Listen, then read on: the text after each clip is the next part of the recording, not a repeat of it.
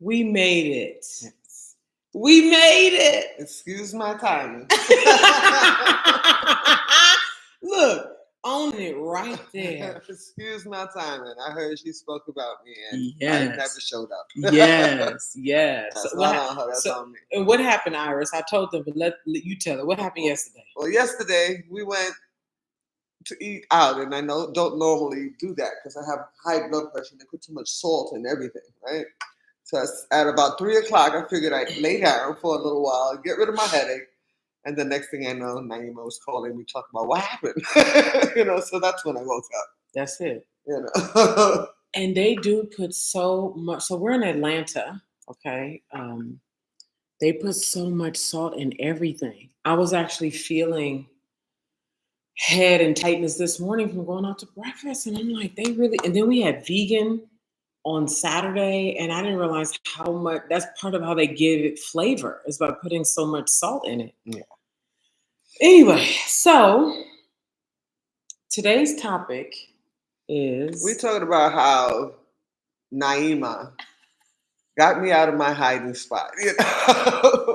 I've always felt that I was a powerful woman, and at the end, it was like, I don't want to be powerful anymore. Don't give me the power. I don't want it. Take it back. I thought it was a curse, which I knew it wasn't really, but there was a part there that I was burnt out, and I was isolating for 2 years.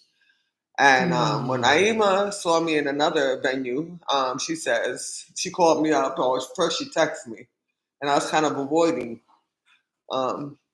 Then when we spoke, when I finally, all right, let me see. I mean, something about the energy of this woman I liked, So when we spoke, I was like, okay, I'll be there on this weekend, last weekend, right?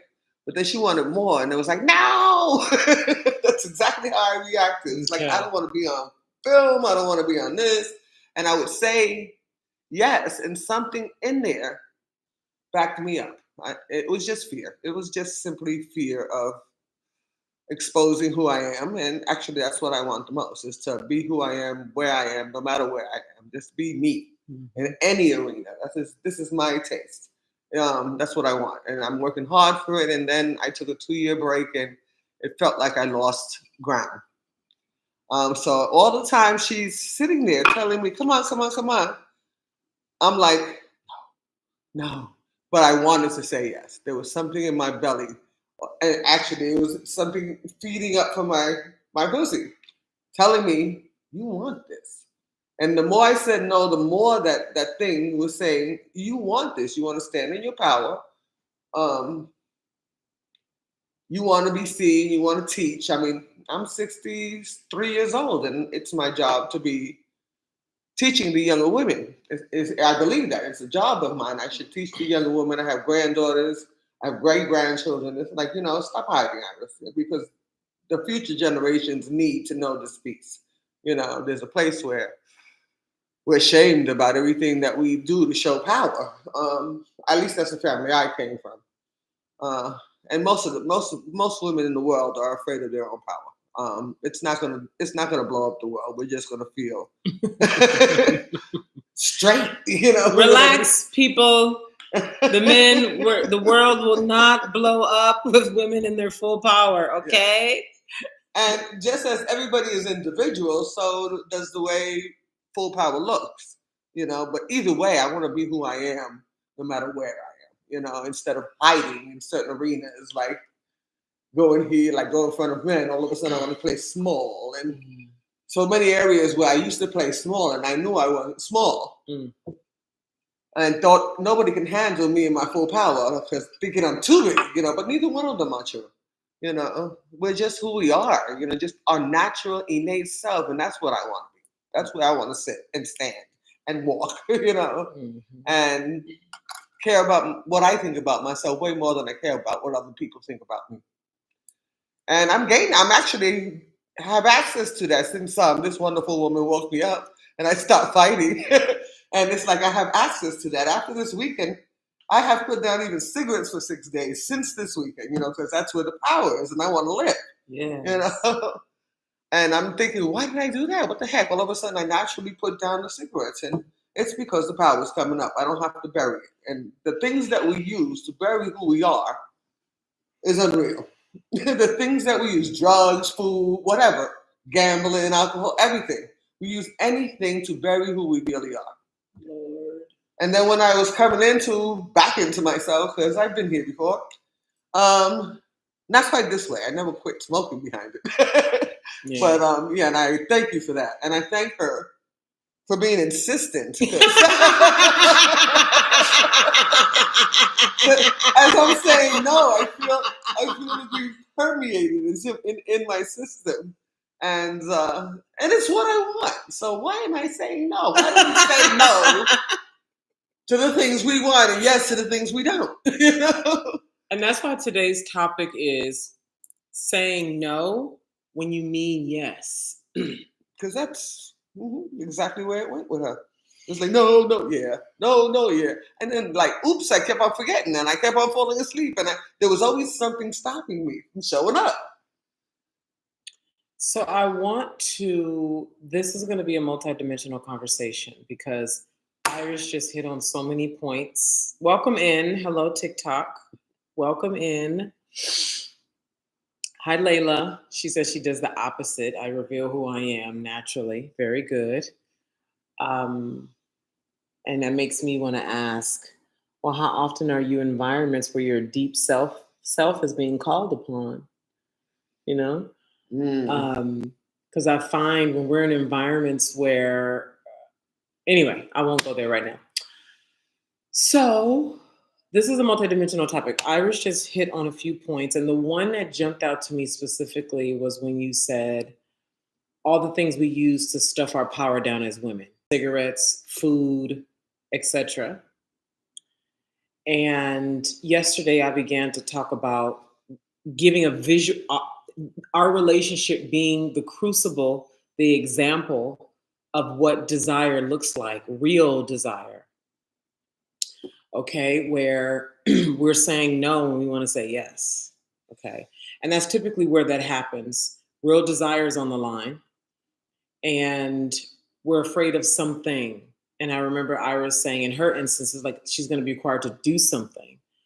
Oh, the responsibility of power, right? And this is often the case for women, men too, right, in their own way. But in this case, I'm talking about women, where it's like, if I say yes to this thing that would put the onus on me and I really own what's going on, whoa, what does that mean? What do I have to do? So I'd like to go back to, because I want people to hear your perspective, because they heard my perspective yesterday about when I first saw you on that video, how desire was like her, right? Not knowing you, how I sent you know who to open you up and initiate the conversation, and how that didn't work, right?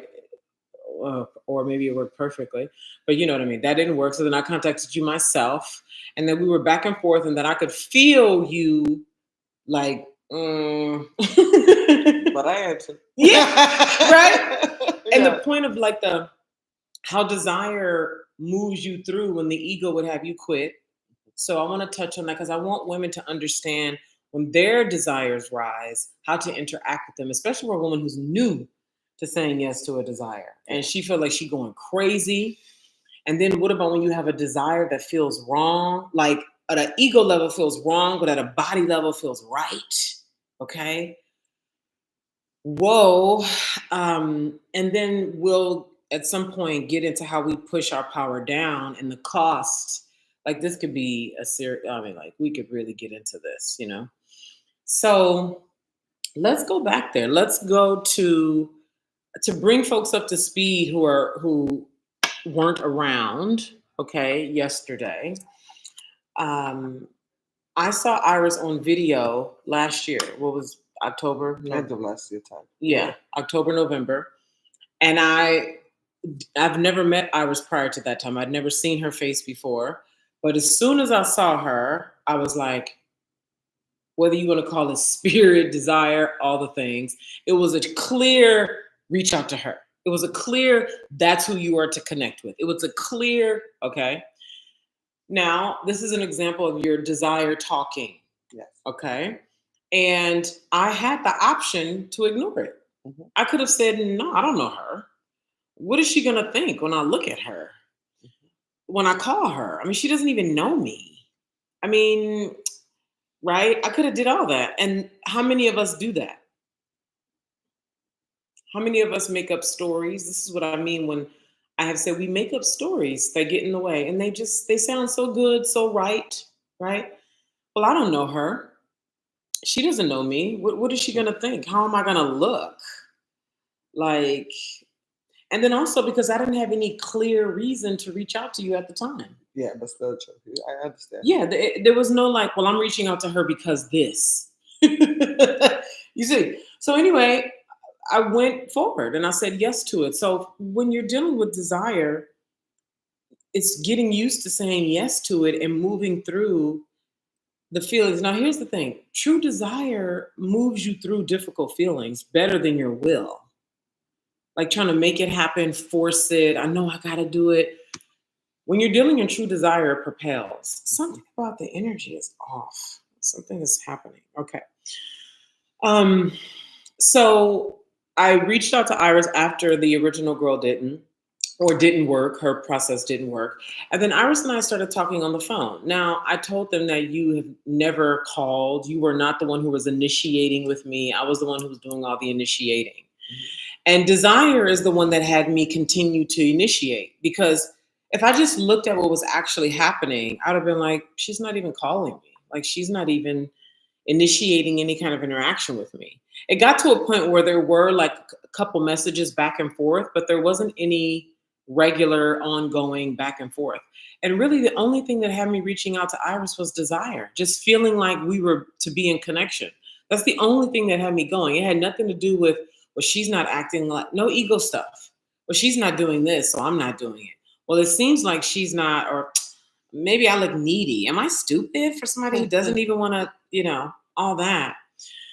And so I kept mainly desire. And I want to impart that to everybody here because it's evident to me that the energy within, let's just say, the melanin dominant woman collective, it is not normal for us to live from desire. It's just not normal.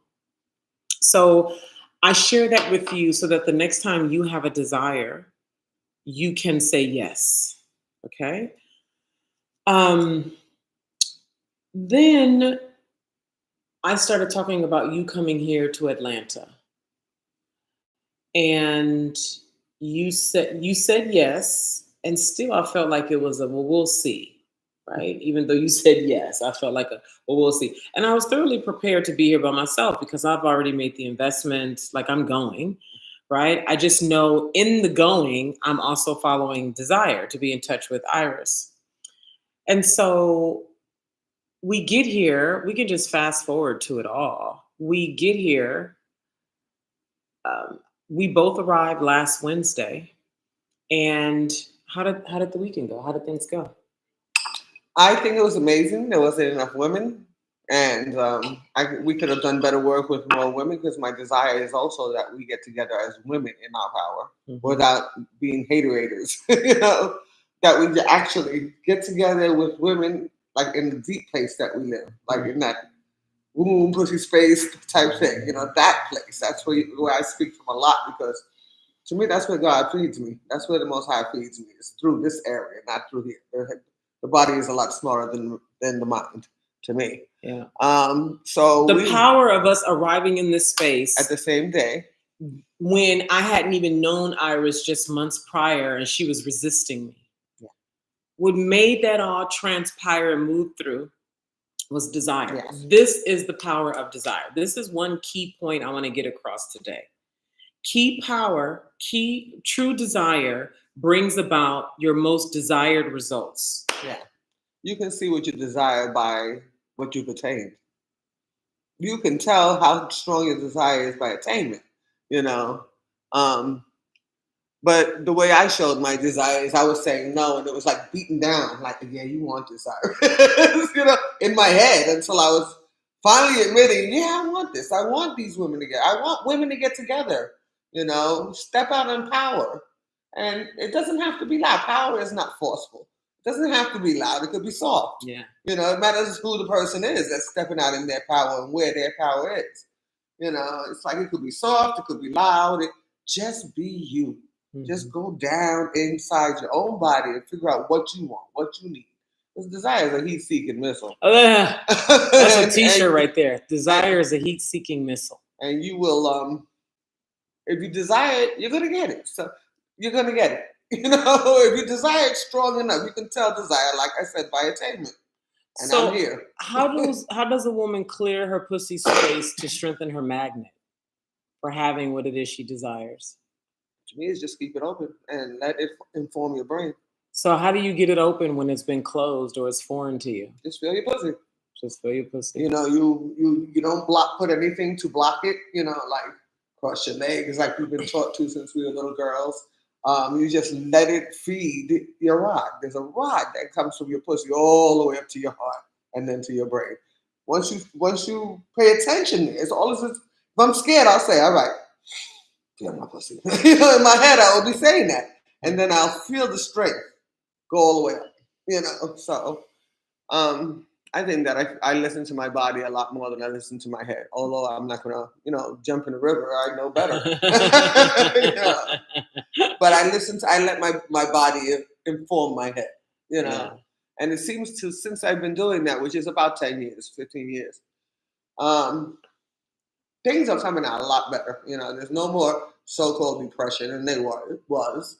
I just call any kind of down, and I'm coming back up. You know, It doesn't feel like depression, in which they wanted to treat me for. It was just by me hiding who I am, playing too small, too big, whatever. You know, instead of being here in truth, I want to be in my truth now, and I see a difference in the way people react to me, and in the way my desires are being met. Yeah. So the other point about the ways that we, back to saying yes when we mean no, and the way that we push things down. So yesterday when I was live, Iris, a woman was talking about when her desire rises, she says she just fills it up with stuff. That's what she said, just stuff. And you began to talk about the ways that we push our power down. Can you give us like a snapshot of like what that looks like or what that has looked like in your life? How? What? The same thing that I was speaking about. It's like my whole body, my mouth is saying no. There's a lot of fear happening there, right? But there's this desire that gets louder. And the more I said no, the louder that desire got. And I want to do this. And then I'm thinking, no, I'm gonna play small. And then my actual self said, no, you can't play small no more. So there was a conversation going on with myself, my body and my head, I guess. What's some things you've done also to stuff it down over the years? I had serious drinking problems. I had drug problems. I had a nervous breakdown about 20 years ago. I had a nervous breakdown. And then enough was enough. That's when I started seeking places where I can be myself. Because you can't judge a fish by climbing up a fish and ask it to climb up a tree and judge it for that. So I want to direct that where you had a mental breakdown. Yeah.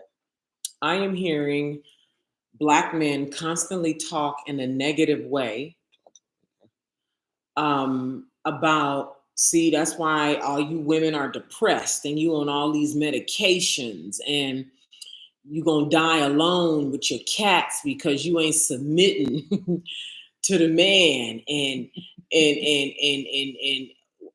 all the things that they're saying. And I want us to really have a dynamic, informed conversation about mental breakdown, about what goes on inside of a woman. And I started to talk about this today, the way they used to give housewives lithium in the early 1900s. And I began to talk about what you shared with us about your mom. So I want us to look at this from multiple angles, because no person has a mental breakdown for nothing.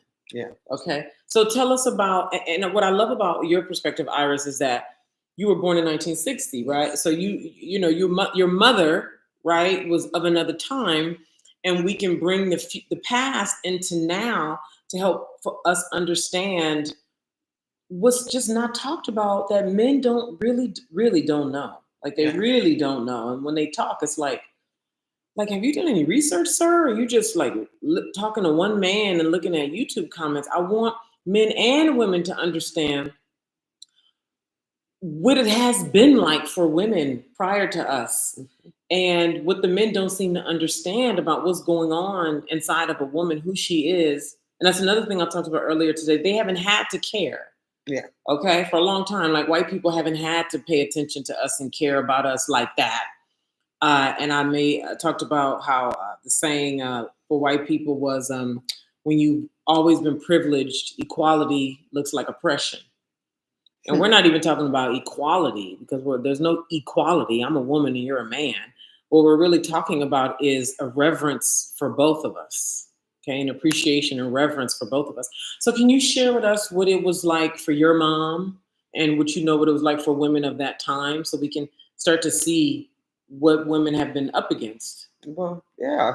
I was born with where there was no birth control, where there was no abortion, where women couldn't work.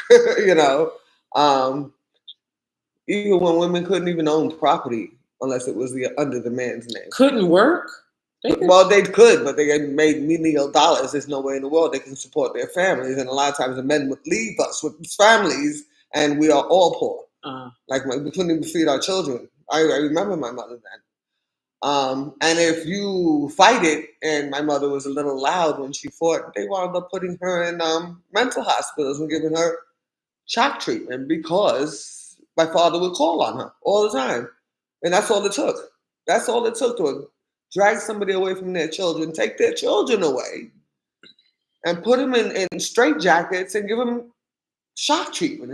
All that had to happen was the man call on them. And this was about her wanting to work? Is that what this was? Yeah, actually, at that time, how many kids did she have? Goodness. Or 6. Mm-hmm. And she was probably 23 with 6 children, because there was no birth control, there was no abortion, and she had to be clung to a man, because that's the only way she could feed the children.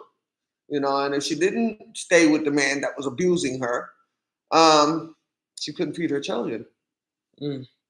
So, as women, we put our children I put my children, if I had them, I'm responsible for them. I got to make sure they're okay. Mm-hmm. Thank God that as I was coming up, I made sure that I wouldn't need a man to support my children ever. Mm-hmm. I could have used the help though, but the men just leave their children on a regular basis. Not all men. There are some men that stick there through thick and thin. I mean, I've taught my sons, there's no way in the world you're going to leave your children. That's not going to happen, and thank God they adhered to that. But we were stuck there, couldn't support our children if we didn't have a man. And if the man was abusive, couldn't leave our children. We would go crazy because we're not doing the things that we feel is right for us. We're playing small or feeling too big or whatever. Everything not to be who we are. I mean, you can raise children, you can be married, you can work, and still be who you are. Actually, that's where it's more needed. There was a DSM. I'm a psychologist. I have a master's in it. There was a DSM,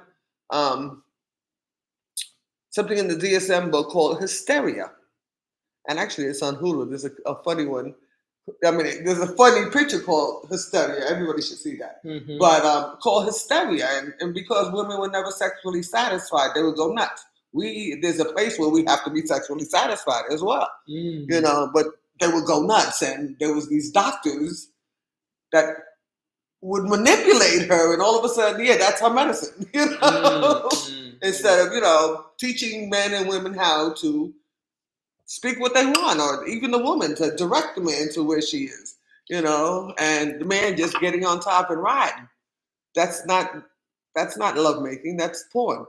That's not how you make love. It's supposed to be softer, nicer, or harder, according to what the woman wants. Nice. But it's not porn. It's not what you guys learn about watching porn all the time.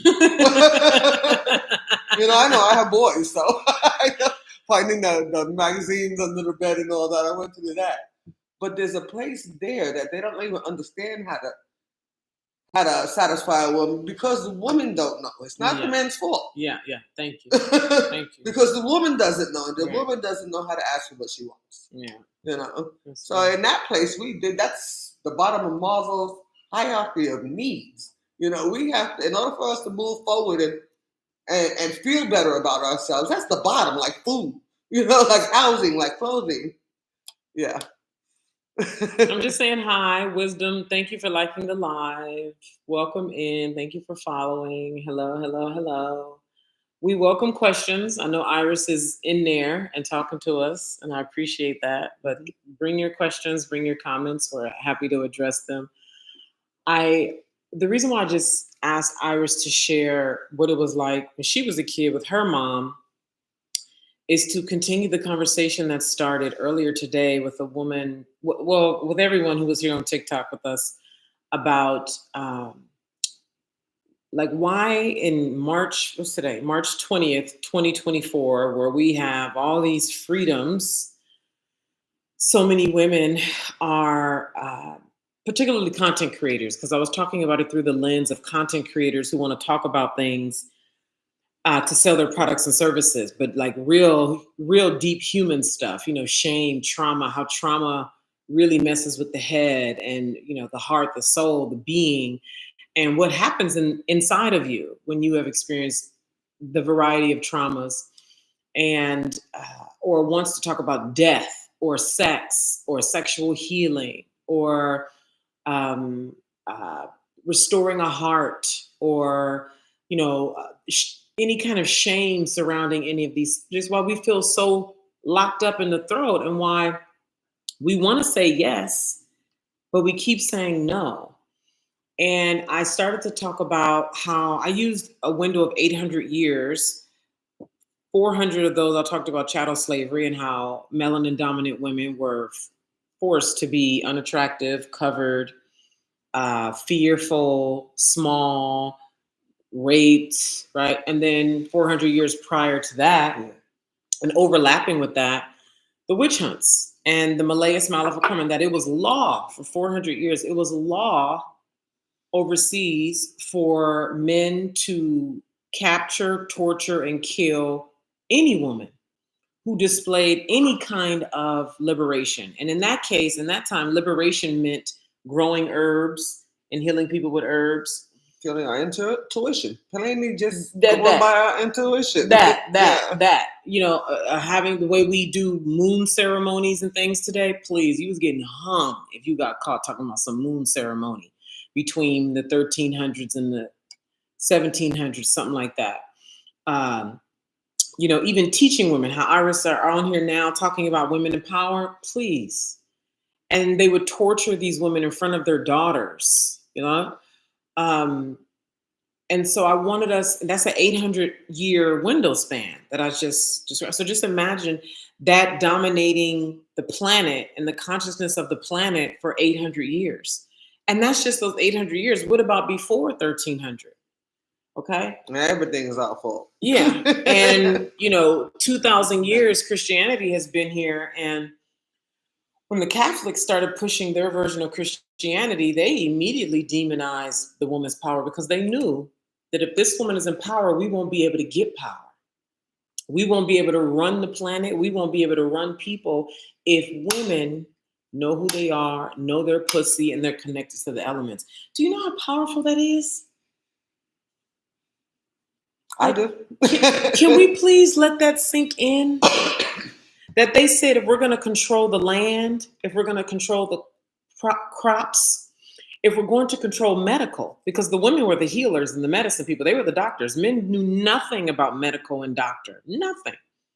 Then they created the, I forget what it's called, but they created a whole medical system and totally took over from the women and didn't even know medicine, didn't know herbs, didn't know the land, knew nothing about reproduction, took it over. And obviously they had a lot of botched situations and killed a lot of people, obviously, because they didn't know what they were doing, but they didn't care.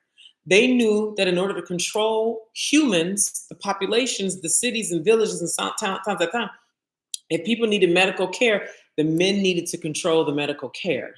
The men needed to control the crops. The men needed to control the land. So you know how powerful you have to be for legions of men to decide that they need to control everything about you as a woman, and that in order to get control, they're going to kill you, train your daughters, kill your daughters, because according to the Malleus Maleficorum, or the people who analyzed it and talked about it, girls as young as 4 years old was being killed, right? If the mother was teaching them about herbs, about power, about her body, about her sexuality, about her femininity, she was killed too. So that's why there is a patriarchal femininity that get lots of praise. Mhm. You know, when the average Black man is talking about a good woman, if you take away the conversation of romantic relationship and you ask what's a good woman, it sounds like he's describing a child or a servant. Yes. Yes. If you take away the context of like a wife or a lover and you ask him to describe a good woman, the description he will give will sound like a servant or a child. Yeah. And somebody who is totally unsexual. Someone unsexual. Only for him. He want her to turn that on. But if we don't turn it on now, it goes atrophy. You don't use a muscle. It's not going to work anymore. You know, there's a place where that's where we get a lot of our powers and our sexuality. That we are made to be sexual for the man, yeah, because that's the way I definitely believe that. But because it's being closed down so much, it's like it's almost went to sleep in a lot of women, or never. There's so many women that have not been satisfied, or never felt an orgasm, or never ever. I've spoken to women 50 years old in my office, and they've never had an orgasm. They don't even know what their own stuff look like because they're ashamed of it. You know, this is a teaching that has been conditioned in them for centuries, you know, because somehow we're not supposed to own our own bodies. You know, lots of men want to own the body, but don't want us to own our own bodies, you know? Incredible. And the covering and all that is still happening. I mean, if you go to some places in the world, they're cutting the woman's clitoris off or sewing their lips together. That's like off. That's something. What is that about? You know, I mean, what do we do to men or the country or whatever that we need to be brutalized like that? Mm-hmm. You know. And so the conditioning, because as we were being conditioned, the men were too. You know, I was watching. Did anybody here see Lydia Poet, that Netflix show about the first female attorney in Italy? Anybody here see that? It's called Lydia Poet on Netflix. Let me check something real quick. And in there, so this is a real life story about the first female attorney in Italy. And she became an attorney, but it was very exceptional. They didn't even really want to approve her because they felt like women weren't meant to be doing law. And she was living with her brother. She got kicked out of her apartment. She could barely make money. You already know what that's about. She could barely make money. She got kicked out of her apartment and she went to go live with her brother, who was also an attorney. And she was a pioneer. I mean, like, she was coming with it. The way, you know, when women we're smart, right? And we start doing the things we really want to do, particularly in male-dominated industries. God, they get mad. And the heads at the law offices were upset that she was interrogating things the way she does, the way that she was thinking, the way that she was. And two things happened. One, she was down at the main office trying to get fingerprints, which was not something they normally did in law. I think she was a big part of the reason why fingerprints became a big thing when investigating murders and things. But she was thinking, interrogating, and one of the men said to her, and he got close to her in a very confrontational way. He got in her face and was like, "You're thinking." And he said to her, "How feminine of you." Wow. How feminine of you, right? How I've said so many times, like, if you are too smart, a lot of men don't like it. Like, you can't show smarts. You can't talk about dynamic things. You can't Like if they talk about something and you already know it, just act like you don't know and be like, oh, wow, really? Wow, I never knew that. Like, isn't that ridiculous? Like that kind of shit. The second thing that happened, because I'm talking about how men were conditioned too. So it's really important that we remember that while women have been conditioned, a lot of men are conditioned too because they want the respect of other men.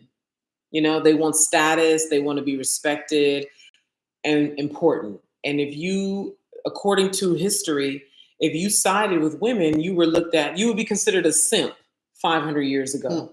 You know, 1,000 years ago, if you were on women's side, you would have been a simp at that time. Right. And there are men who did take women's side who were also killed during the witch hunts. Let's also voice that. There were a lot of husbands and other men who sided with women during the witch hunts, and those men were killed. So it's important that we remember this when we start looking at the conditioning that has occurred over the years. But a second thing that happened in the movie that demonstrates how men are pressured to hold on to this toxic or false masculinity in order to garner respect from men is that, you know, the men started to realize that this woman was smart. She was pushing up against what was normal in the legal industry, and they knew that this was her brother, right? Who was an attorney who was known around town. And they were at one of the law offices one day, and one of the men came over to the brother and was like, you know, you can let her disrespect you in your house, but she will not come here with that behavior. And all she was doing was being an attorney. She just was female. If it was a male doing that, the diligence, the research, she was doing stuff that the men wasn't doing. Before she became an attorney, the way they would decide if somebody was legal is if was guilty, is if it seemed like they were guilty. Like if you happen to be near the place, if everybody saw you, if it all seemed like it, then you're guilty. She started to make it an evidence gathering event to decide if somebody is actually guilty. And they didn't like that. They felt like she was challenging their system, which we're advancing the system here. Do you want to advance it? No, not if a woman is the cause of the advancing. So this, I'm giving all these varieties, and I keep talking about this because I want us to understand that we need to just, the knowledge will help mitigate the anger to a degree. Like I understand that there could be some anger, but the knowledge could help mitigate the blaming of men today, because the men of today have not created the systems we live in. Now they agree to them by continuing to act them out, so they energize them through their agreement, and they're not the creators of it. And a lot of men need to be taught.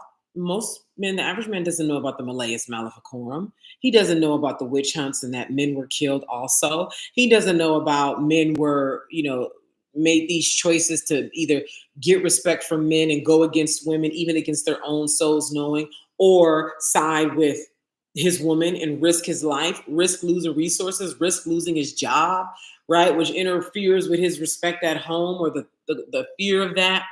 You know what I mean? So I'm just giving a lot of context so we can have some understanding around this. Yes, and I agree, Mashika. Nobody wins with this. Nobody. Nobody wins when we're both not in power, when we're not open to each other. Read the Sibyls and Mammy, a lot of books by Mama Zod. She explains the goddesses and men taking power. Yeah. The brotherhood fraternity is strong, and what's sad is it doesn't serve them either. Yeah, it doesn't. I definitely agree. It doesn't serve you guys. If we're all free, for one thing, the brotherhood would enjoy women a lot more because we're open. Talk about that. Talk about that. Talk about that. I'm going to repeat it. The brotherhood would enjoy us more because we would be open. When the average man hears that, they think, well, she just gonna be fucking every. No, this doesn't have nothing to do. But that's how the male mind goes. Open. What you gonna be, some harlot Jezebel just running around here fucking everything up? But see, this is the male mind that needs to be trained, because they really don't understand. And it's all put together so that still the hierarchy, and you know who the hierarchy is, of the world anyway. It's because they're conditioned, and we're so busy fighting each other, we don't even look at our own power. I want you to explain what being open means. Open means that there's a clear channel from God all the way up. Come on, this is the Matrix, okay? This is where God comes down and brings human life, okay?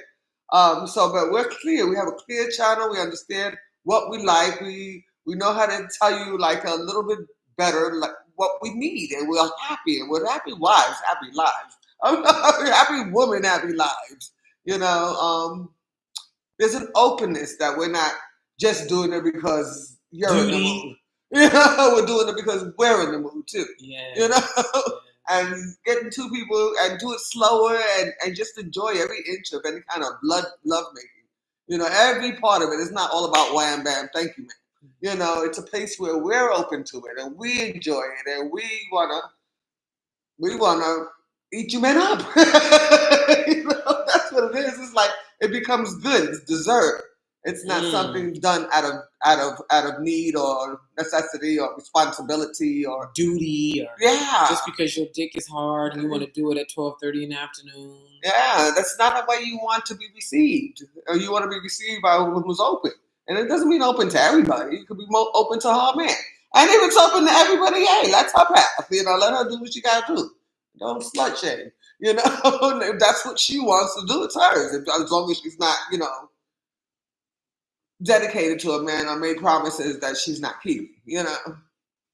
Even in many books, and especially the Bible, it says there's a need for the whore or the prostitute or all that. There's a need for that. It's the oldest profession in the world. I couldn't do it, but there are women who could do it. I couldn't wear a hard hat and bills either. So, but those women are necessary as well. They're important and necessary as well. Man, that's a whole other conversation too. I want us to have that conversation about the need for whores. Yeah. Like the real righteous, right? The righteousness around like a true dedicated whore. Because in many ways, the goddess temples of the day were they were open. They were whorehouses. More than one, yeah. They were there to love the men, but it was true dedication. It wasn't like how porn, like how the male mind takes all the holiness of the woman and defiles her. He takes his fear, pours it all over who she is and the essence and the richness of her and defiles it with his own mind. Yeah. And turns everything into a nasty thing, a filthy thing, a demon, Satan. Well, in your mind, obviously that's what it is in your mind. Yeah. We need another mind looking at this pussy. Yeah. You know what I mean? Because that's how you're going to draw the flower out. That's how you draw the essence out. If you looking at her with demon in your eyes, yeah, of course you're going to see demon. Nigga, what you think you're going to see? And as you said, women are natural healers. Let us do our magic. I mean, if we're not open, we don't do our magic. Our intuition isn't open. And I have intuition now that I'm open. My intuition is like crazy. I can pass a person by and feel where their body is in pain. It's like, wow. And I didn't know I had that much magic, and that's where a woman would have been burnt before as well. I heal with herbs. I would have been called a witch before. I'm not a witch. I'm using what God gave me or the maker gave me. I don't necessarily believe it's male or female, but both. The whatever energies that be. Mashika said, most men are not getting the best of their woman because she is full of resentment. Yes. Yeah. Even when she's smiling and cooking. Oh, we know how to do that really good. Yeah. Smiling and cooking, and you're my king. Or faking it. Faking it and keeping that smile on because, you got to get done. You got to get done. And if a man just want a nut, he don't care about her being open anyway, do we? No. I mean, that's what's going on. As long as he getting the pussy and he getting the nut, do he even really care about his woman being open? That's because he hasn't had a woman open. If he had a woman open, he wouldn't go back to the just wanted to get a nut. Iris, oh my God. Iris. I have said this repeatedly, that there are many men, whether they are married men who've been married for years or single men, single or married, who have had sex with bounties of women. They have been in 1,000 pussies and they ain't never been with a woman. No. Only because they're both programmed into believing that they're not who they are. They're both programmed to believing to saying no to their desires. That's exactly what this is called, saying no when you want to say yes. Hey, do anybody here recall that song? I still ain't even been able to remember. But he said, why you saying no when your panties so wet? What song was that? Why you saying no when your panties so wet? Well, first of all, his hands is in your panties? And you saying no? Oh, I could have told you just off that visual right there that she wanted. If she letting you, the hands is in the panties. I mean, listen, I know some women don't, have a hard time saying no when they want to. But that's part of that, though. It's the other side of the same coin. Yes, yes, right. Like that's the other side when you say no, and of course if somebody's manipulating you, you're gonna get wet. Mm-hmm. But it's not gonna stay that way. It's not gonna be desirous. Did y'all hear that nuance? See, this is the woman right here. This is the woman, and this is what the way we want. I want Black men to be trained. Yeah. Why not? They have been trained to be what they are right now. It's not natural. Yeah, I want trained to be not natural, and then calling it divine order. Yeah. Oh God. I want melanin dominant men to be trained on how to be with a woman. Yesterday, Iris, I went live and I was talking about how when you're in the throes of desire, it's like I was telling them how, remember that day I called you, I told you I was out and I need to go home and I took off my clothes, right? And I was saying, and in these moments, the best and highest thing a man can do is be like guardrails. Yeah. For real, because we can devour the world, really. The men are there because they list and they hold and they naturally hold and want to fix. Yeah. But you can't close down the magic. What are you holding? You're holding a small woman that's playing small. It's not much of a job. You want to be a man? I'll show you how to be a man. Okay. So they're here to guide us because we have magic. There's magic in a woman. The magic that transforms life, that brings life to this world. Why do you think we were given so much magic? Because we have to take care of these little ones. And the man is supposed to hold us in this place where we're not going to have our nervous breakdowns. What happens to the children then? And we need this for life, to continue life, You have to have that to continue life. It'd be nicer if we liked it. That's why there's more women than there are men, because we kill off the male seed inside. Really? Scientifically it says it. Okay. The woman's body will kill off the man's seed. The woman, the female seed will get to the egg faster. I think that has something to do with biologically having issues. Because how you feel on the inside shows double on the outside, and there's not enough men being born. We need that. 7-10 women to every man? Ooh. No, doesn't work like that. A lot of women are just really mad at the man, period, regardless, and the first time I started to realize that was I was living in Miami and I had a roommate, and my roommate's friend came over and she was talking about always getting urinary tract infections, and we went out it was around Art Basel, Art Basel in Miami. And we all went out together, and it was a nighttime. It was a good time. We were going to the different parties and functions and And somehow the conversation of men came up, and we were talking about some problem. And I was like, so what's the problem? And she was like, men! She just said it with a level of like, oh my God, And then as I started to understand more about how the body will reflect an inner anger or, a sickness will arrive in the body that's a reaction to the woman's emotional state. I was like, that's part of the reason why she's getting urinary tract infections all the time, because she would constantly refer to men in these harmful ways, but she's also had a lot of poor experiences with men, her and people in her family. So I want to first of all, let me come over here if I missed anyone. Oh God, I've missed so much. So Mr. Iris is going deep. Okay, what else did we miss here? Okay, thank you for liking the live, folks. Thank you. I want us to talk about woman. I want us to talk about woman, okay? Um, so woman, this cultivation, oh God, this is so much. This is where I'm like, I don't want to be virtual. I want to be in person for us to really start doing this work together. So I have a question. We have a community that's starting, and it's called Woman. Okay. The purpose of this community is for us to begin to develop this power that we've been talking about here today. Um, I want to have such a dynamic. I want to talk a lot about it, but you guys can't talk back to me in your actual voice, and that's what I would actually like. But we're gonna start gathering. Here's what I want you to do. I want you to DM me.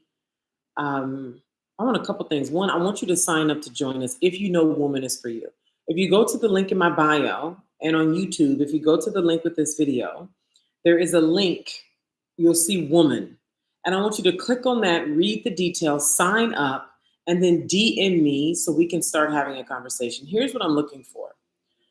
So I want those of you who really want to be doing your own leadership work or womanhood work or healing work or transformational work with other women and would like to begin to develop your leadership by supporting the woman community, I want you to DM me. So, like, if you want to strengthen your coaching skills, if you want to strengthen your intuitive skills, uh, strengthen your perceptive ability in the ways that you need when you're working with people, your ability to even feel up and through your own pussy as you're serving other people, your strengthening of that whole rod connection from your pussy all the way up your chest and up, and you want to strengthen yourself in that way and work closely with me in doing that and having the woman community be the playground, the practicing ground for you to cultivate this power, I want you to DM me.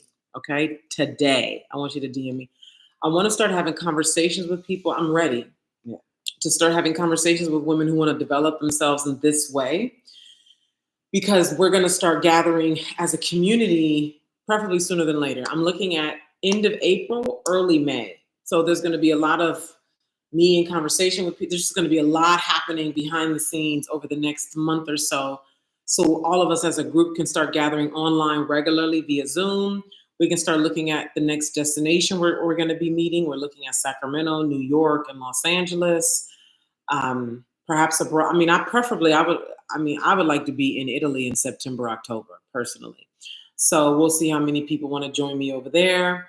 But if you're not interested in the leadership that I just talked about, the cultivation that I've just talked about, where you're not interested in coaching other women, being a healer, any kind of transformational work, if you're not interested in that, but you are not just interested, but you are ready, okay, to start cultivating your own pussy power, your own desire power, your own voice, your visibility in the world. You're ready to become the woman that can really stand in the relationship with the man you're with or with the man you plan to be with so that you become his teacher.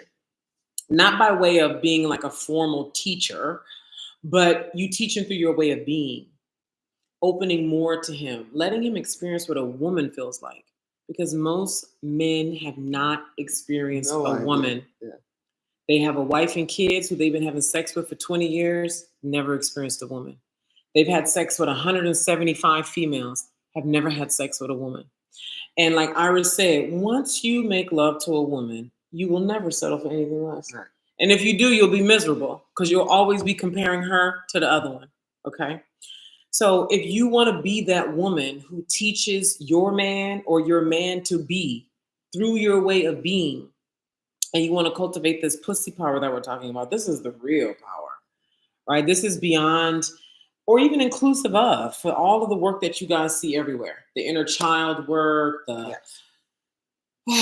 talk therapy, your tarot card readings, all the work that we see on the internet. If the pussy ain't the beginning, we know where your ending is. Okay. And it also limits how you are in service to the women you're serving, assuming you are a healer, a coach, a teacher, a speaker, or whatever.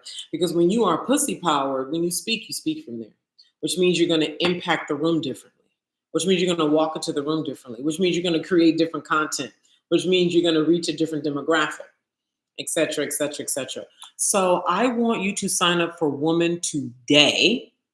if you know Woman is for you. Again, to sign up for Woman, you go to the link in my bio on TikTok, click the link, and I think the second option is Woman. You can even go check that out now. And if you have any questions, bring them to me while I'm here live. Hey, Sage, welcome in. And on YouTube, the link here is with the video. You can take a look and read the details on the page and then come back here and ask me questions if you have them. Another thing about this, someone asked me yesterday, Iris, basically what she was really getting at is women always want to know, what is it going to cost me to say yes to my desire? What is it going to cost you if you don't? Is a better question. It costs you depression. It costs you being hysterical. How's that? And it was in the DSM before. That's Being true. hysterical, where you're yelling one minute, you're sad the next minute, you're angry, you're happy, you're all over the freaking map. Which is where the man is supposed to come in. And that's just feminine. That's not something that is a malfunction. That's who we are. You know, that we have this thought this day, that thought this way. I mean, there used to be a saying where women, we have the right to change our mind. That drives us nuts too. So I know it drives the males nuts. The hormonal going up and down and all that stuff. Those things need to be acceptable because it is who we are. And women who come to this group, Woman, will be loved exactly where they're at, you know. And and the reason why you're coming is to grow, you know. Whether they do it in leadership, because women are leaders no matter what. We're the mothers, we're the wives, we work, we take care of the house, you know. So we're leaders no matter what. Even the shyest one of us, we lead, you know. Mm-hmm. But this is a place where you can be loved up no matter where you at, and room for improvement. I always love to say, one of my teachers taught me, you're perfectly imperfect, because everybody's perfectly imperfect, so you must be perfect, you know. But what room for improvement? So, you know, find the places that you want to change, not where people are telling you to change, you know, but the places where you see getting in your way and massage that out. And you're perfect. Mm-hmm. You know, you're perfect the way you are, but there's room for improvement. Mm-hmm. You know, we're just as we were made, you know. And this is a place where you can just act a fool. So now don't get loud and disrespectful. Listen. But act a fool in a way where you'll think everybody else would be able to accept your real self. This we can accept you as you are. Yeah. You know, and that might be in different places. Everybody is in a different place. Everybody, there's no you other than you. Thank you. This is what I would love to hear from you, Iris. Yes. Is I went ham. Was it last week? I don't know. I don't remember. But I went ham talking about how bored I am with Black women. How bored I am. Now we're saying melanin dominant. How bored I am because we're so inside of Black women, which is laced with so much Black woman. It's just laced with so much, just the term Black woman. So now we're saying melanin dominant women. And because there's such a spotlight on us and there's such a standard that we reject, right? Because I was saying how Black women get upset, like we're held to this high standard while these other broads get to be basic. And it's because the world knows you are it. Okay? The world knows whether they talk trash at you, throw trash at you, etc. They know. Yeah. And so we constantly reject our position. And oftentimes it's because we're looking at it through a masculine lens. We think we're going to have to carry some big old load that, you know what I mean, is going to kill us. But anyway, so the reason why I'm bored with most or the average melanin dominant woman is because we're so afraid of looking a certain way, whether men looking at us, women looking at us, because we are the collective fear that any and everybody fears, right? Then there's the fears that come with being a melanin dominant woman, okay? And all of that blocks our willingness to open to desire, blocks our willingness to say yes when we want to say yes, but we're saying no. Because like this woman said yesterday, am I going to be comfortable? Change don't happen in comfort. I say, girl, I want to say, girl, you definitely don't want, you definitely don't want your power. You need to go get you a basic man and just hang out there and do your whatever. Um, so I want to hear you talk about the very real, uh, uh, how would I say this? What we're up against and why, in your opinion, we need to be saying yes to desire. Yeah. While still having empathy for why we don't oftentimes. Because you want to say yes to yourself. Desire, real desire, is who you are. I might have a different desire than you do, but there's a place where desire hits, and then you want to move forward, and then something there is stopping you. It's usually what other people will think. You know, usually what other people will think. Oftentimes, what your man would think, or what men would think, because we want them to like us, and it doesn't feel like they do. You know, we want to like them. You know, they don't like us. Oftentimes, they don't like us when we true, but when we lie, then it's not us they like. Right. You know what I mean, right? Yeah. So they like the character we put on. Melanin dominant women have been through more, and the more you've been through, the more character you build. You know, and we are the mothers of society. We're the mothers to the world. You know, I can have any color child.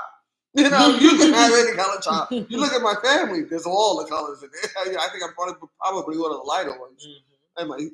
But there's all the colors in there, and people, and black women's children.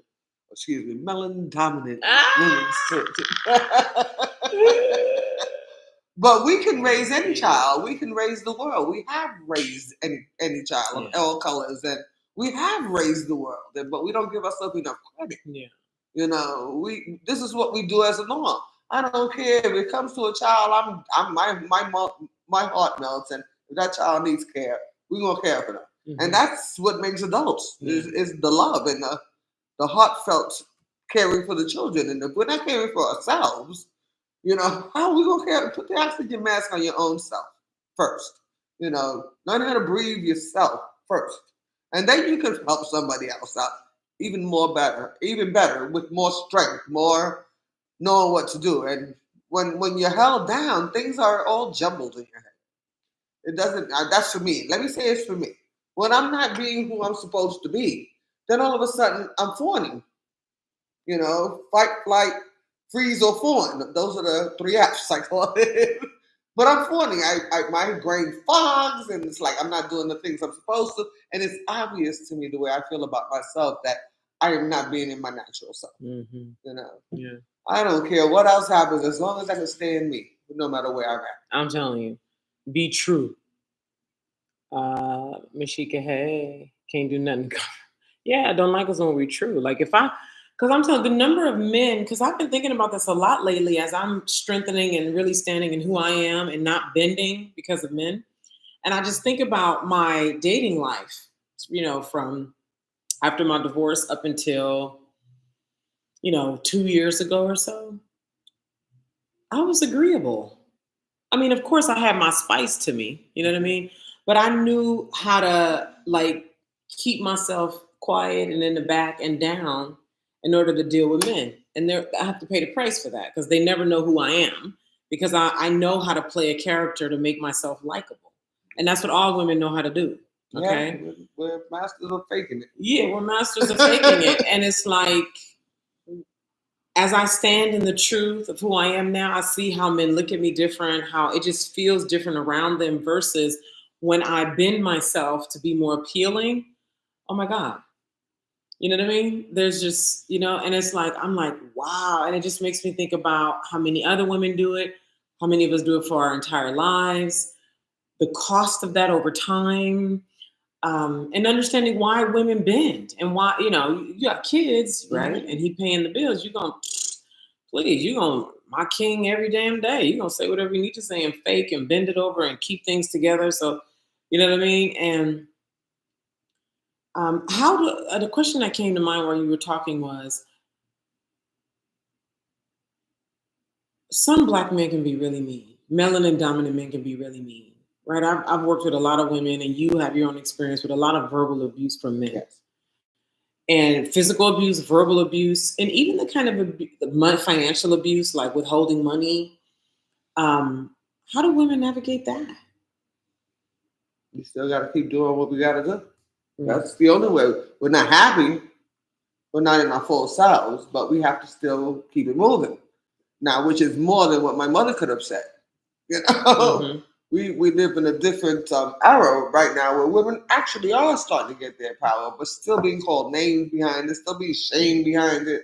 And yeah, I'm tired of that already. Enough is enough. Yeah. You know, Enough is enough. You know, if you don't like us, leave us alone. If you do like us, then don't destroy the woman. Don't destroy the woman. You know, don't play us like experiments. We're not. We're not.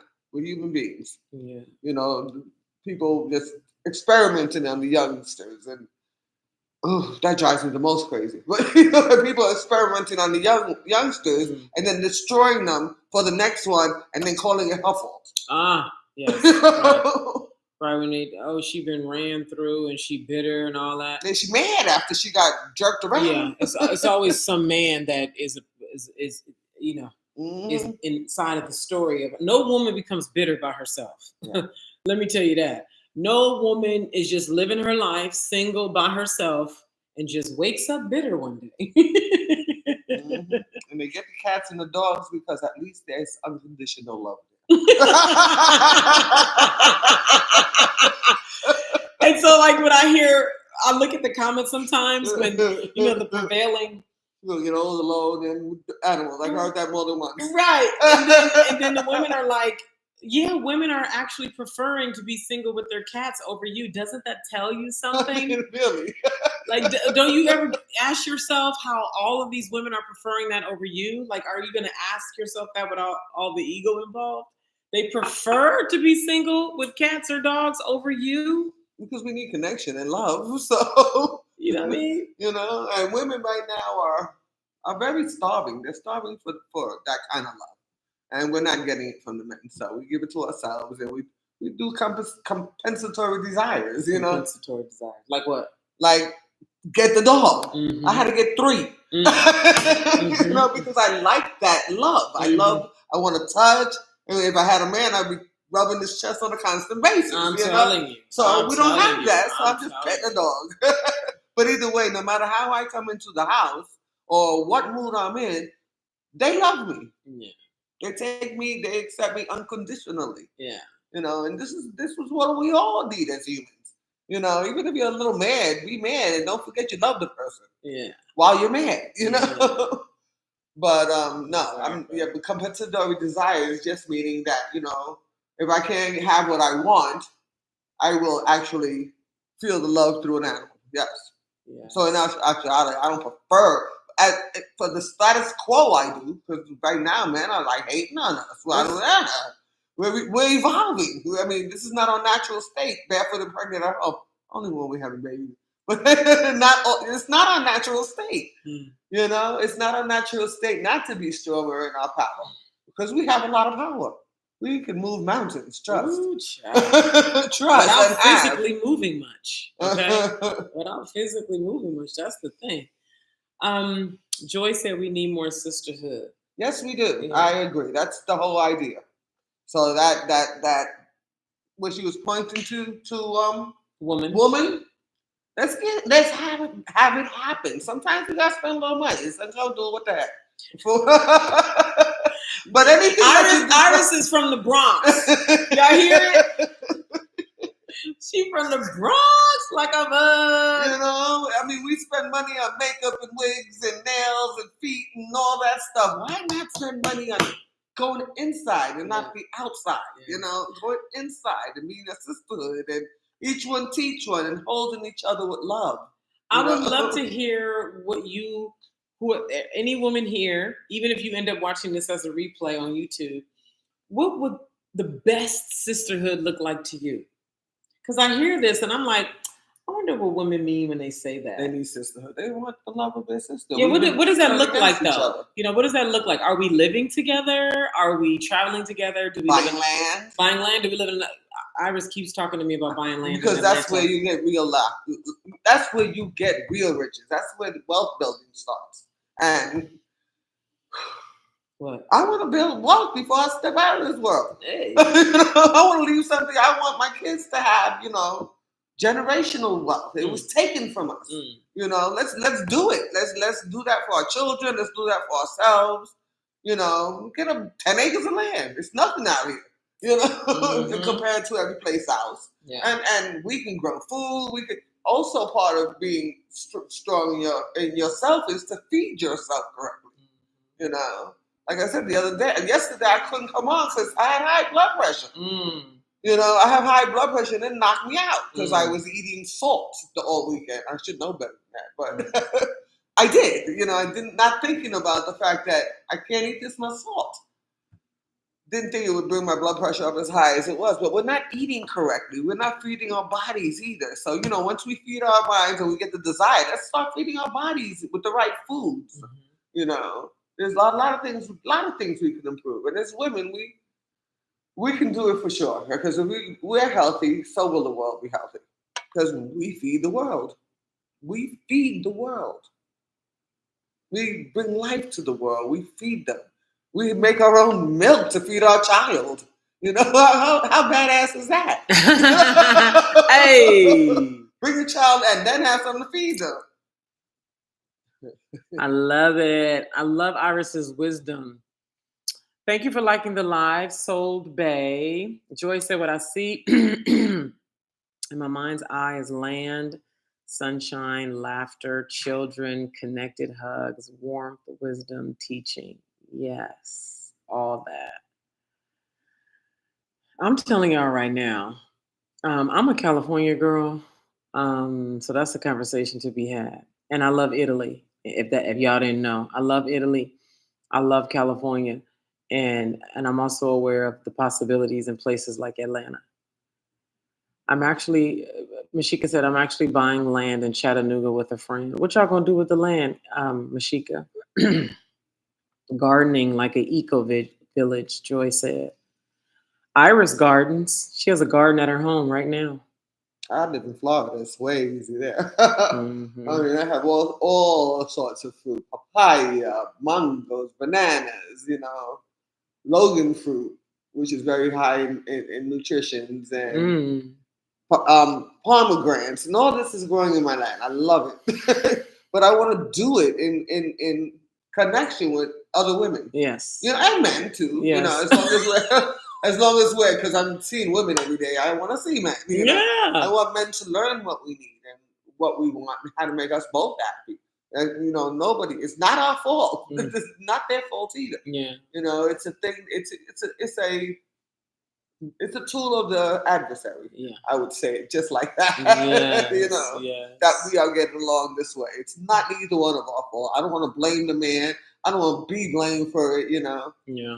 Let's stop that. Yes, please. And move ahead of that. Yes. And understand that we were conditioned to be the way we are. Yes. Let's change that. Let's stop the condition and be more in our true self. Yes. Exactly. Joy, I love that. And dancing. Yes. Dancing is essential. Music is essential. Yes. Yes. I was in here before day one. I was like, we got to get the music connected. We cannot start without getting the music connected.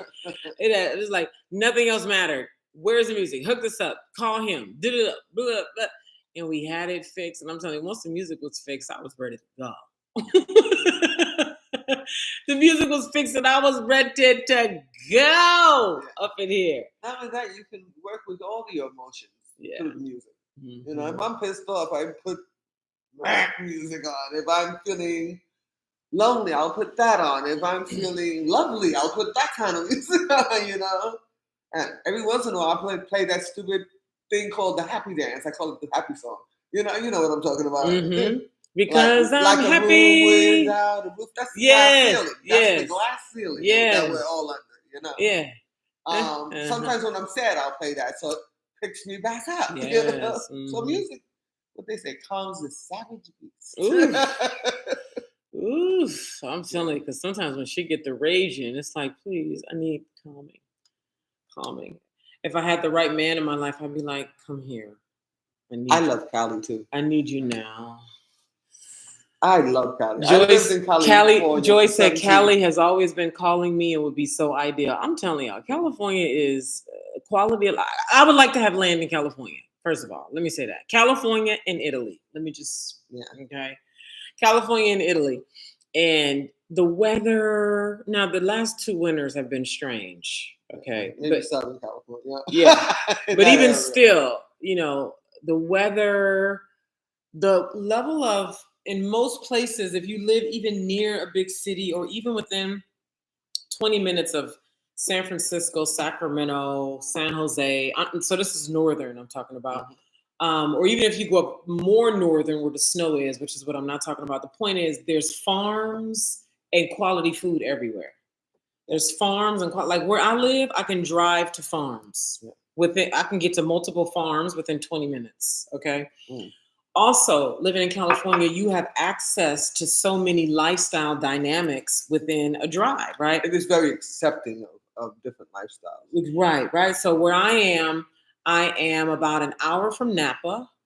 I'm about an hour and a half from maybe like an hour and a half from Napa, an hour and a half from Tahoe, an hour and a half from San Francisco, a 45-minute flight to Los Angeles.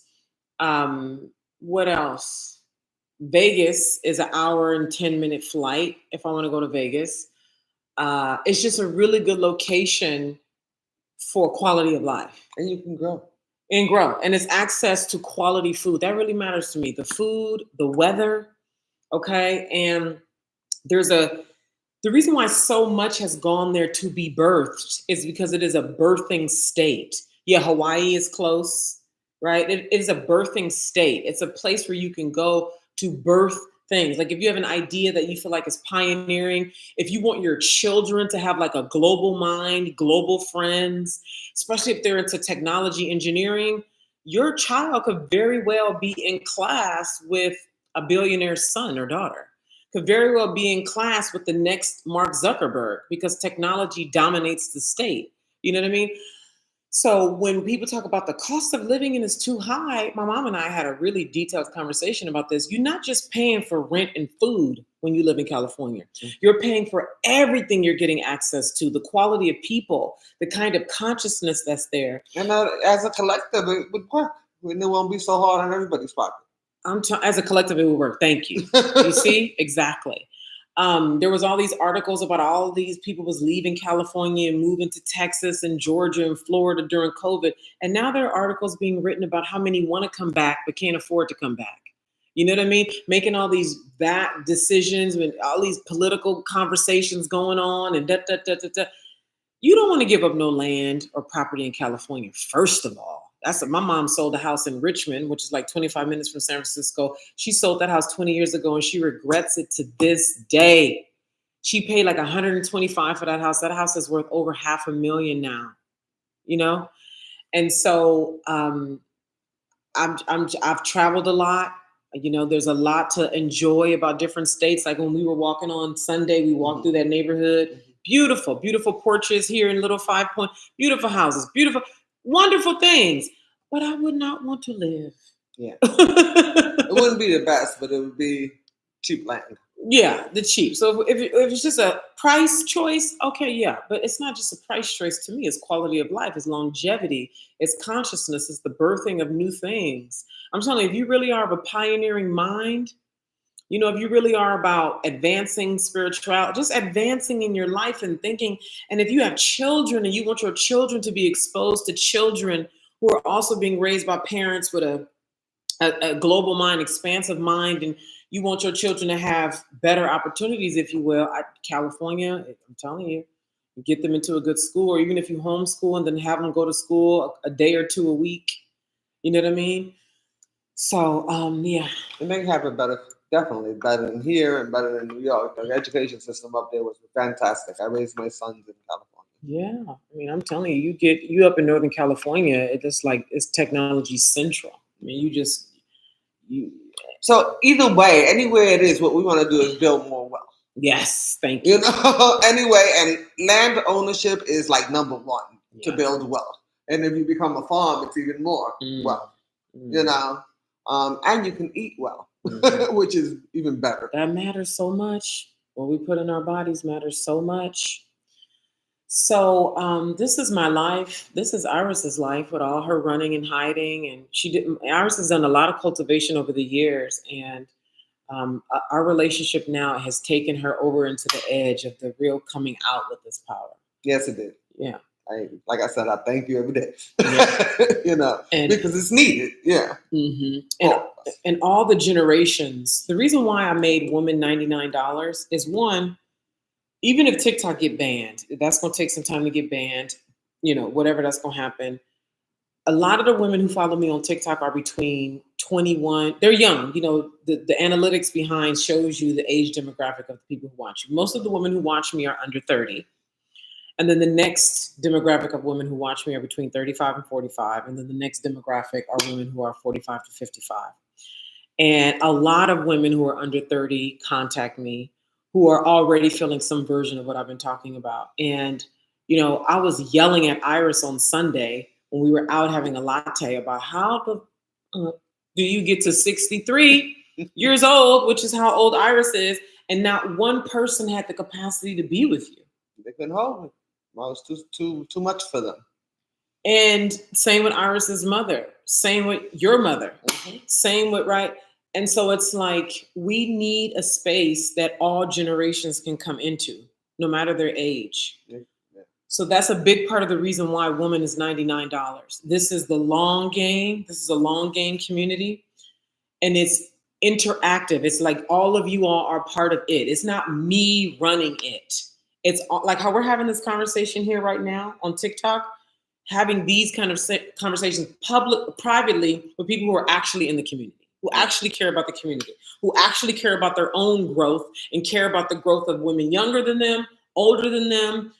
I have a niece who's 3. You know what I'm saying? She's watching me. Naima! We're teaching her to say auntie. Auntie! You know what I'm saying?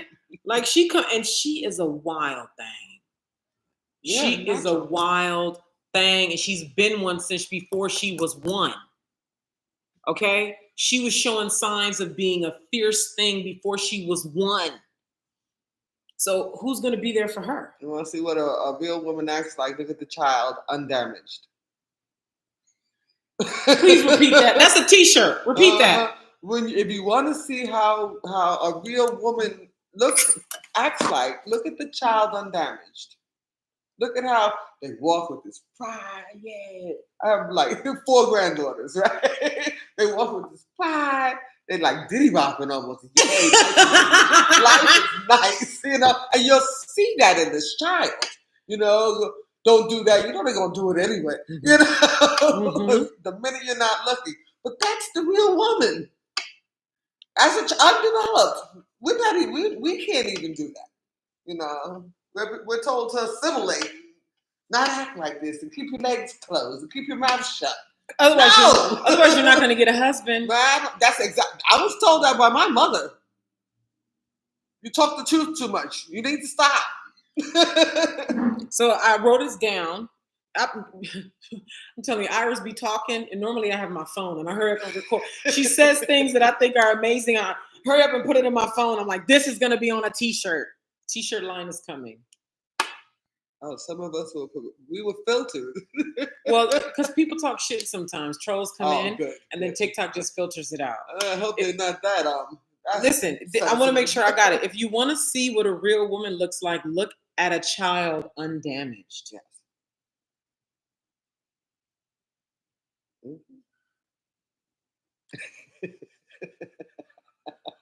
Yes or no, y'all? Yes or no? Now, yes, of course, we got to go out into the world and interact with people, et cetera, et cetera. But when you have a mother who knows how to raise a child to actually be true and refined out in the world, and we raise a whole generation of women and men like that. There's a lot of us enough to raise the men. Layla said, I always say my daughter is amazing for that exact point. True. That's the power of a woman. You couldn't tell that child she wasn't powerful.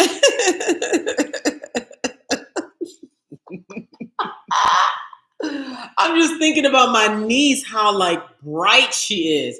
She looks at you and smiles, and you can't get nothing done. You're distracted. She comes over to you. She'll just come over to me and just be like, Oh, yeah, they love out. she'll come over to me and I'm standing, and she'll just come over to me and wrap her arms around my knee, my thigh area. She's extremely affectionate. So am I. Mm-hmm. Extremely affectionate. Can you imagine having the power just to love fully the way you do?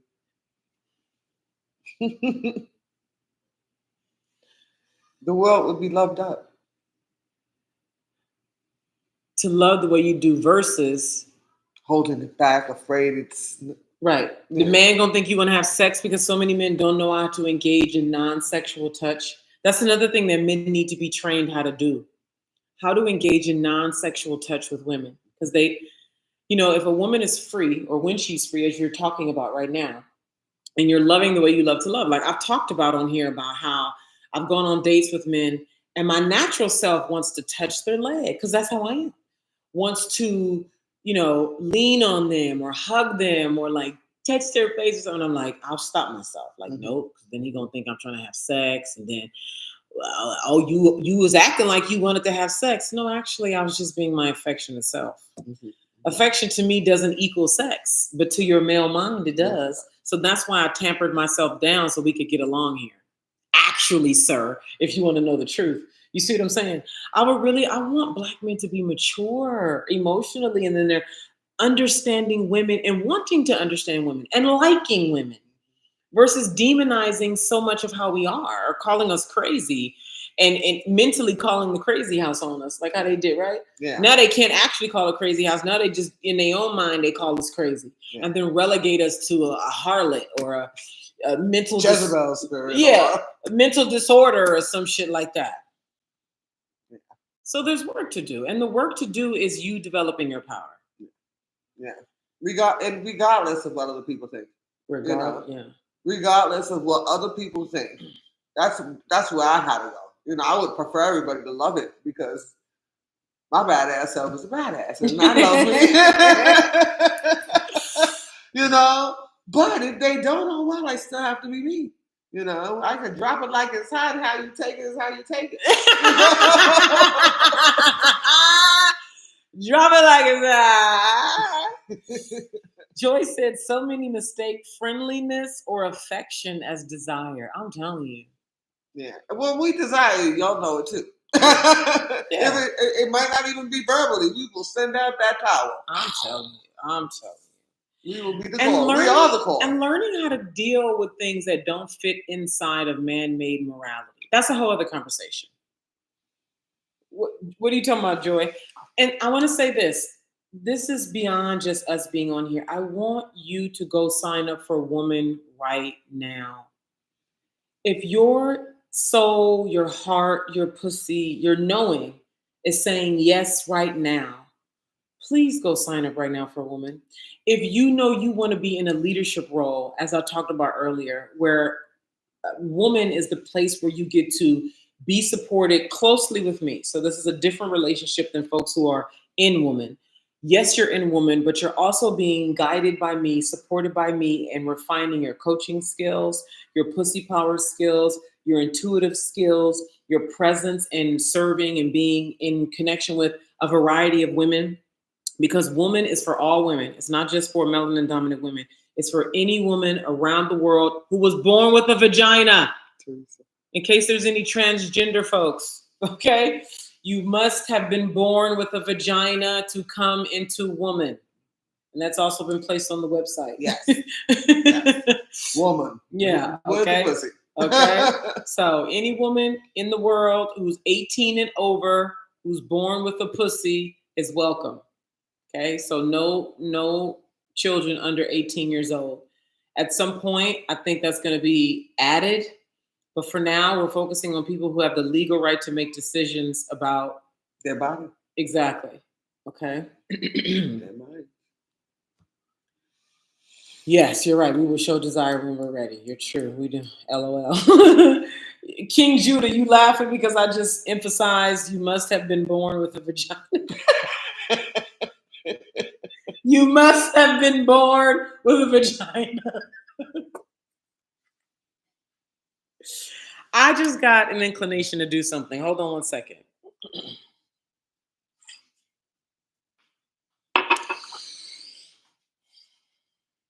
I like that. How great would it be? How would it be to have an academy of the sort for young women? Yeah, wouldn't it be great? When I hit puberty, I didn't even know what it was. I cried. I thought I was dying. And when I hit my older age, I didn't know what the hot sweats were. People don't talk about women's issues. We want the younger ones to know this is coming, so it doesn't catch you off guard. So I'd like to pour. This is sparkling rosé by Cupcake. This is show TikTok the bottle. This is sparkling rosé. We just picked this up right before we went live, and I'd like to toast. And actually, Iris presented this toast. I think Friday night or somewhere we went out for a meal. Oh, we went out for breakfast and we had mimosas. We had pineapple mimosas. And I said, "What are we toasting to, Iris? Don't say it yet." You're going to say it because I forget the word. I know what I meant. And then I'm going to add, so I'll just say the toast. So. Now I remember. Okay, good. Okay, wait, hold on. Put up if you have a glass with you now, put it up. Or put up an imaginary glass, okay? I would like to give thanks to all the men and women before us who made terrible mistakes, to our mothers who made their own mistakes. I'd like to give thanks to all the men who risked their lives to be on our side, to love us, to support us, to fight for us, and who died in support of us and loving us. I give thanks to this. I was telling folks I ain't even made a name for what you are in my life. This light over here. I give thanks to desire, that heat-seeking missile that don't lie. That's a beautiful thing. Yeah. Desire don't lie. You can trust it. A lot of things you can't trust. Desire you can trust. And I'd like for Iris to share. I feel like this is going to be a classic toast that even later when we have our land, the community has grown and we have done amazing things, that this toast that Iris is getting ready to share is going to be one of those classic toasts that last a lifetime. And what is that toast to? I'm toasting to our true self. Our true nature. Our true nature. Our true nature as women and men. And then I add to that.